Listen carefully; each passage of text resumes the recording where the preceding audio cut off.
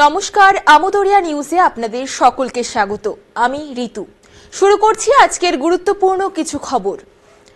গত লোকসভা ভোটে ত্রুটিপূর্ণ বলে প্রায় 10 লক্ষ ভোট গোনাই হয়নি।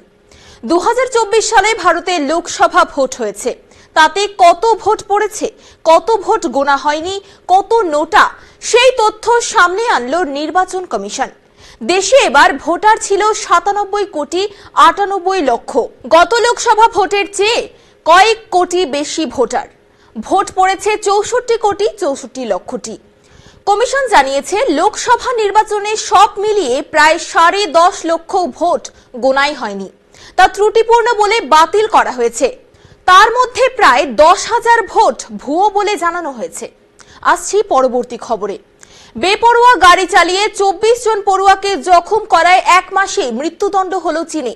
নভেম্বর মাসে চীনের একটি প্রাথমিক স্কুলের সামনে পড়ুয়ারা সকলে দাঁড়িয়েছিল। সে সময়ে একজন চালক বেপরোয়াভাবে তাদের উপরে গাড়ি চালিয়ে দেয়। 24 জন জখম হন। এরপরে চালক গাড়ি থেকে নামলে জনতা ধরতে যায়। সে তখন অস্ত্র নিয়ে হামলার চেষ্টা করে। জনতা তাকে ধরে পুলিশের হাতে তুলে দেয়। 1 মাসের মধ্যে মামলার চূড়ান্ত রায় দিয়েছে সে দেশের আদালত। চীনের সংবাদ সংস্থা সিনহুয়া জানিয়েছেন, হুয়াং ওয়েন নামে ওই চালককে হুনান প্রদেশের চাংদে শহরের একটি আদালতে মৃত্যুদণ্ড দিয়েছে। তবে 2 বছর তাকে জেলে রাখা হবে। এই 2 বছর তার আচরণ পাল্টালে মৃত্যুদণ্ডের বদলে যাবজ্জীবন হতে পারে। হুয়াং শেয়ার বাজারে বিপুল ক্ষতির মুখে পড়ে হতাশায় এ কাজ করেছিল বলে তদন্তে জানা গিয়েছে। আসছি পরবর্তী খবরে। দুর্নীতিবাজদের রুখতে চীনে আরো 200টি ডিটেনশন সেন্টার হচ্ছে। চীনের প্রেসিডেন্ট শি জিনপিং দুর্নীতি বিরোধী অভিযানে নেমেছেন অনেক দিন ধরেই। সেখানে দুর্নীতিতে যুক্ত বলে প্রাথমিক প্রমাণ মিললেই আটক করে ডিটেনশন সেন্টারে রাখা হয়। এবার গোটা দেশে আরো 200টিরও বেশি ডিটেনশন সেন্টার হচ্ছে বলে সংবাদ সংস্থা জানিয়েছে।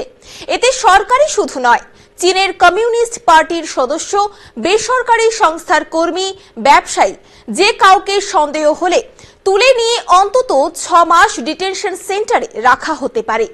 অবশ্য ওই ডিটেনশন সেন্টারে বিরোধীদেরও নির্বিচারে রাখার চেষ্টা হচ্ছে বলে কেউ কেউ অভিযোগ করেছেন।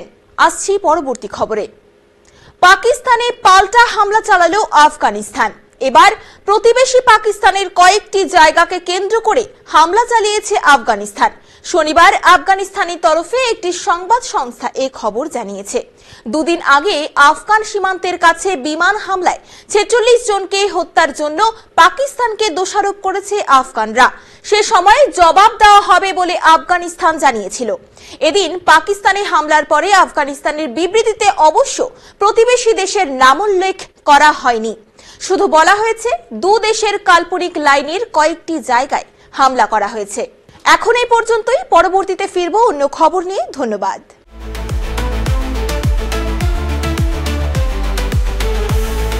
আমোদরিয়া news, voice of the marginal.